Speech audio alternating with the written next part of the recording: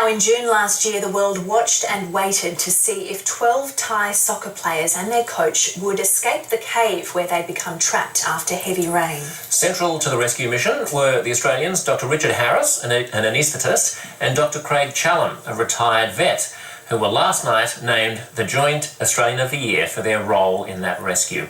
Both are experienced divers and long-term friends. They join us now from Canberra. Congratulations to both of you. Thanks, Josh. Thank you. When you were down in the cold, dark caves, did you ever imagine that this would be the upshot?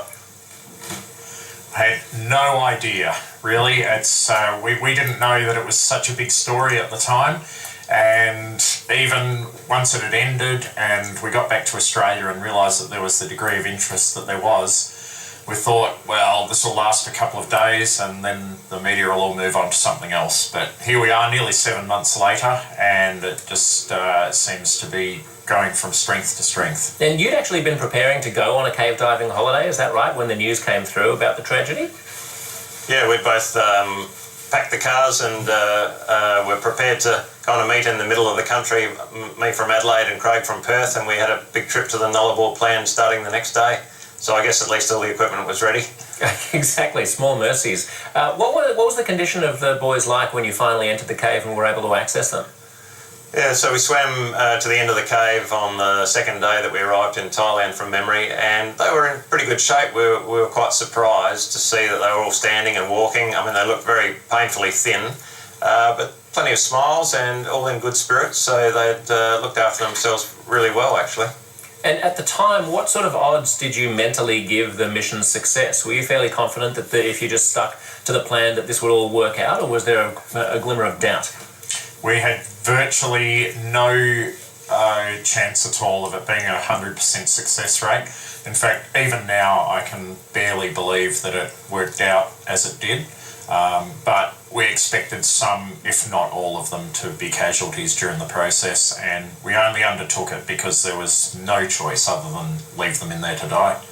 And you say that while you were there, you weren't actually aware of it being such a huge global story. Once you got out and your minds were able to settle a little bit and reflect, what did you make of what you'd done and what the rest of us had made of it?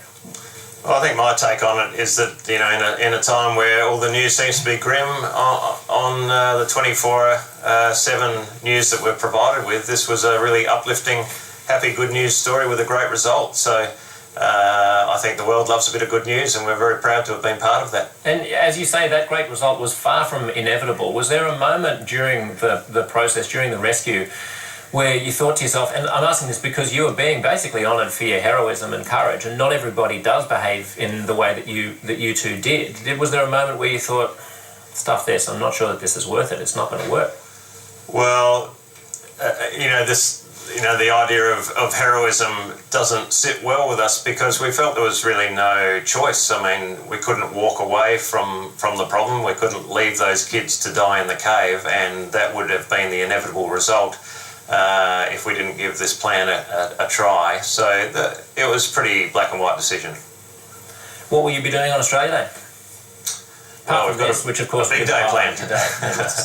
No, we've got a great trip to Sydney lined up for this afternoon. Fantastic. Congratulations to both of you. It's great to talk to you. Thanks very much. Thank you.